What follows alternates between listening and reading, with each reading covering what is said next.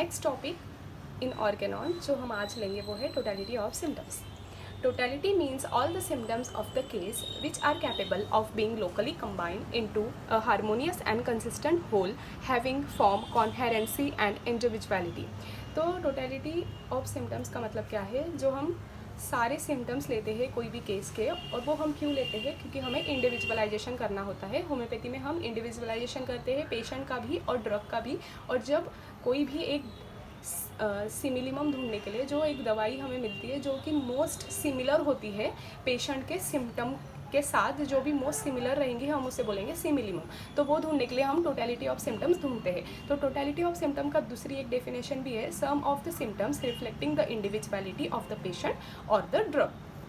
तो ये था टोटलिटी ऑफ सिम्टम. अब इसमें देखेंगे different attributes of totality of symptoms. तो क्या क्या मेन इंपॉर्टेंट चीज़ें हैं जो टोटलिटी ऑफ सिम्टम्स में हमें लगती है. वो सबसे पहला है each symptom must be complete. तो कंप्लीट सिम्टम का मतलब क्या है कि जिसमें लोकेशन, सेंसेशन, मोडेलिटी एंड कॉन्कोमिटेंस, तो ये चार चीज़ें होनी चाहिए, तो तभी उसे बोलेंगे कंप्लीट सिम्टम. तो लोकेशन में जो लोकेशन है वो उन्हें बताते आना चाहिए, मतलब जो पेशेंट के अंदर उन्हें जहाँ पे प्रॉब्लम हो रही है या जो भी सिम्टम्स आ रहे हैं वो कौन से लोकेशन पे आ रहे हैं वो बताते आना चाहिए. सेंसेशन कैसा है, बर्निंग है, ड्राइंग है, प्रिकिंग पेन है, कौन से कैसे कैरेक्टर का उन्हें पेन हो रहा है वो उन्हें बताते आना चाहिए, या जैसे सेंसेशन हो रहा है उन्हें वो बताते आना चाहिए. मोडालिटीज़ में एग्रावेशन किस चीज़ से हो रहा है, एमिलोरेशन किस चीज़ से हो रहा है ये भी बताते आना चाहिए.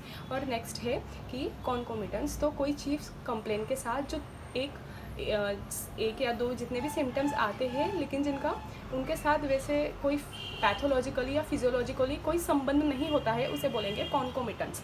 तो ये चार चीज़ें होनी चाहिए, तो इसे बोलेंगे कंप्लीट सिम्टम.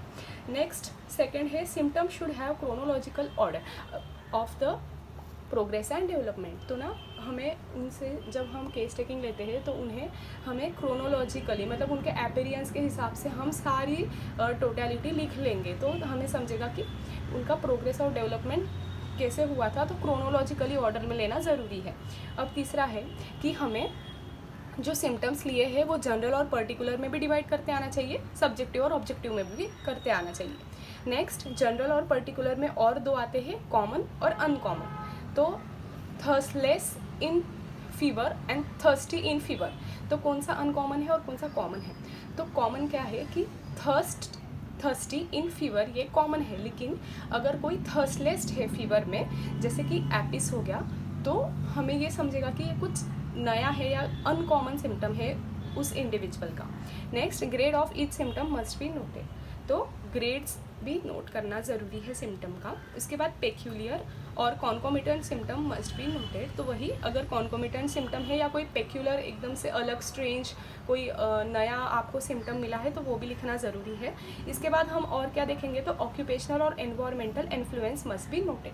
हाँ, तो अभी जो कभी कभी किसी लोगों में जो कोल माइंस में काम करते हैं फिर उन्हें आगे चल के रेस्पिरेटरी का इशू आ जाता है, तो जब हम उनकी केस लेते हैं ना तो हमें ये भी देखना ज़रूरी है कि ऑक्यूपेशन उनका क्या है. अगर वो कोल माइंस में काम करते हैं तो उससे हमें धीरे धीरे समझेगा कि वहाँ पे कोई मेंटेनिंग कॉज है क्या, कोई एक्साइटिंग कॉज है क्या जिनके अंदर वो रह रहे हैं और उसी वजह से उन्हें कंटिन्यू कोई बीमारी हो रही है. तो ये चीज़ें भी देखना ज़रूरी है. या फिर एनवायरनमेंट का ले ले तो कोई अगर बहुत ही कोल्ड एरिया में रह रहा है तो फिर उन्हें वही अस्थमा या फिर ऐसी कोई बीमारी हो रही है तो वो भी देखना ज़रूरी है. इसके बाद में पास्ट हिस्ट्री, अब उनकी खुद की भी पास्ट हिस्ट्री लेना ज़रूरी है एंड फैमिली हिस्ट्री भी लेना ज़रूरी है. तो ये था टोटलिटी ऑफ सिम्टम्स का, ये 8 एट्रीब्यूट्स देखे हमने.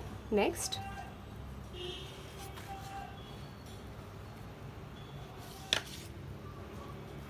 अभी यहाँ पे है टोटलिटी ऑफ सिम्टम्स.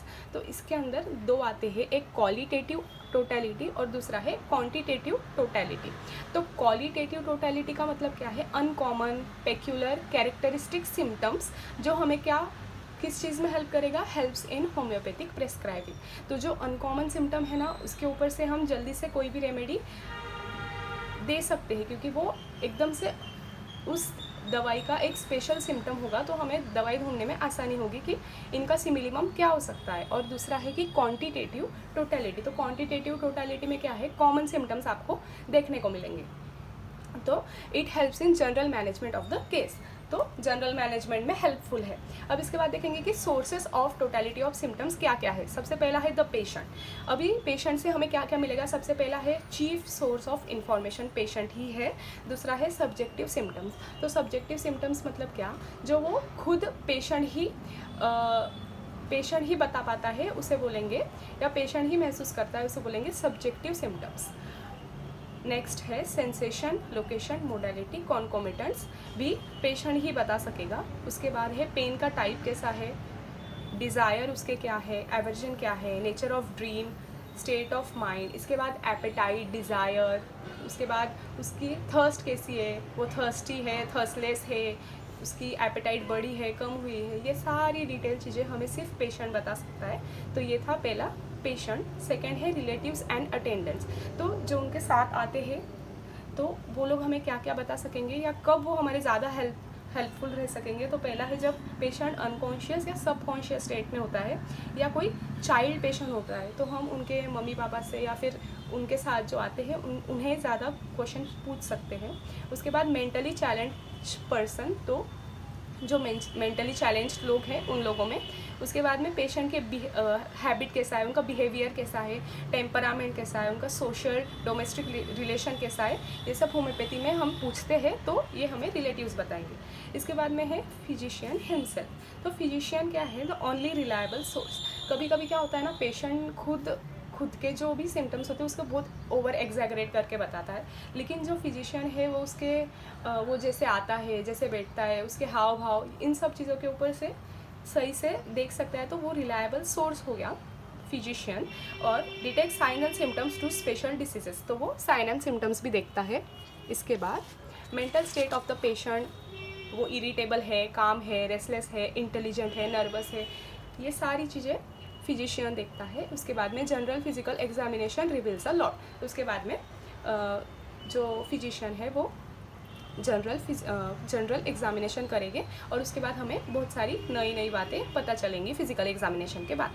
अभी फोर्थ जो हम सोर्स देखेंगे वो है लैब फाइंडिंग्स। तो लैब फाइंडिंग्स में क्या है, to find condition of the patient, nature of disease, state of disease and site. तो कौन से साइट पे हुआ है, नेचर कैसा है डिसीज़ का, स्टेज कौन सी है डिसीज़ की, ये सब देखने को मिलेगा। क्योरेबल है या इनक्योरेबल है वो भी पता चल जाएगा, और होम्योपैथी के स्कोप के अंदर है या हमारा वहाँ पे कोई लिमिटेशन है वो भी देखने के लिए हमें अच्छा रहेगा। तो ये लैब फाइंडिंग एग्जांपल है x-ray, CT scan, MRI, USG मतलब सोनोग्राफी, फिर ब्लड, यूरिन और स्टूल टेस्ट, इन सब चीज़ों से हमें ये सब पता चलेगा। अब practical uses of totality of symptoms क्या क्या है। सबसे पहला है डायग्नोस्टिक पर्पस। तो डायग्नोस्टिक पर्पस में ना नोजोलॉजिकल नेम ऑफ डिसीज़ हमें पता चलता है, तो ये उसका पहला यूज़। दूसरा है थेरापेटिक पर्पस। तो थेरापेटिक पर्पस में हमें क्या है, एग्जैक्ट सिमिलिमम ढूंढने के लिए हम क्या देखते हैं, तो वो आदमी के अंदर या वो जो पेशेंट है उसके अंदर हम क्या देखते हैं, PQRS सिम्टम्स मतलब क्या, peculiar, queer, rare and strange. तो कुछ एकदम से स्ट्रेंज अलग से नए सिम्टम्स आपको देखने को मिलेंगे, तो वो इंडिविजुअलिटी ऑफ पेशेंट भी होगी और उसी हिसाब से हम सिमिलिमम जल्दी ढूंढ पाएंगे। पर्पस ऑफ माइजोमेटिक डायग्नोसिस तीसरा। तो थर्ड है अब माइजम ढूंढने के लिए कि कौन सा माइजम है, सोरा है, सिफिलिस है, साइकोसिस है, या फिर उसके बाद में ट्यूबरक्यूलर है, ये सब देखने के लिए कौन से स्टेज पे हमारी केस चल रही है वो भी देखने को हमें हेल्प होगा। उसके बाद में हमें है सिलेक्शन ऑफ पोटेंसी। तो पोटेंसी सिलेक्ट करने में भी बहुत ज़्यादा हेल्पफुल है, और रिपीटेशन भी करने के लिए रिपीटेशन ऑफ डोज भी हेल्पफुल रहेगा। इसके बाद में प्रोग्नोस्टिक में क्या है कि क्योरेबल है या नहीं, हमारा केस क्योरेबल है या नहीं। उसके बाद में जनरल मैनेजमेंट करने के लिए भी हेल्पफुल है, जैसे हम उन्हें बोलेंगे कि आप लाइफस्टाइल चेंजेस करिए या प्रॉपर डाइट लीजिए। जैसे एग्जांपल है डायरिया में हम उन्हें बोलेंगे कि ओरल रिहाइड्रेशन, ज़्यादा पानी पिए या ज़्यादा फ्लूइड इनटेक करिए। तो ये था totality of symptom. Thank you.